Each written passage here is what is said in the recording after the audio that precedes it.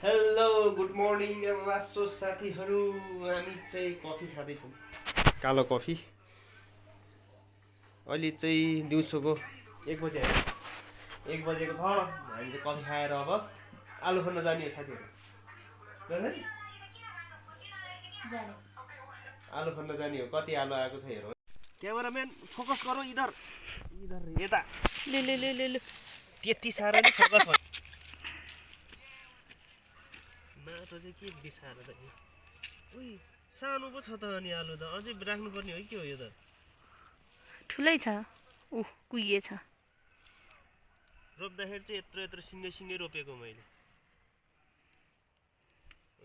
त्यत्रै आएछ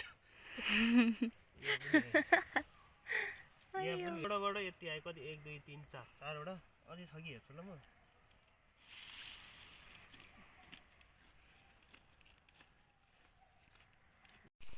कति आउँदो रहेछ हेरौँ न त्यसरी क्यामेराम्यान फोकस गरौँ ल साथीहरू यो एउटा बोर्डमा कति आउँदो रहेछ हेरौँ है त यो ठुलै रहेछ अलिक झाँगै रहेछ क्या अहिले यसले अरे बोटै उग्दै गरिदिन्छ अरे के हो यस्तो यो एउटा बोर्डबाट मेहनतको फल तर यो ठुलो हुनु बाँकी नै रहेछ बोर्ड चाहिँ मरिसक्यो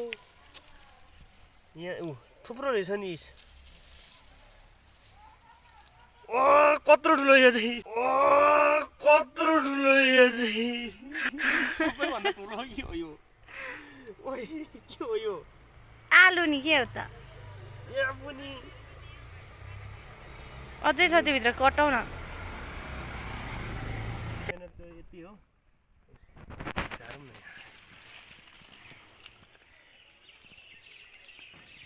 तर आलु त ठुल्ठुलो फलेछ है यसपालि आलु कति धेरै यो हो सञ्जकको आलु क्या क्या कहना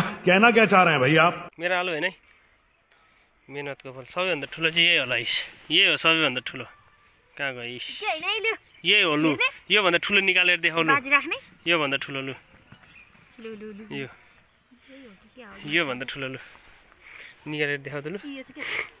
त्योभन्दा ठुलो त्यहाँ रहेछ भने लु यो सबै आलु बेचेर तिमीलाई पैसा दिन्छु साँच्ची हो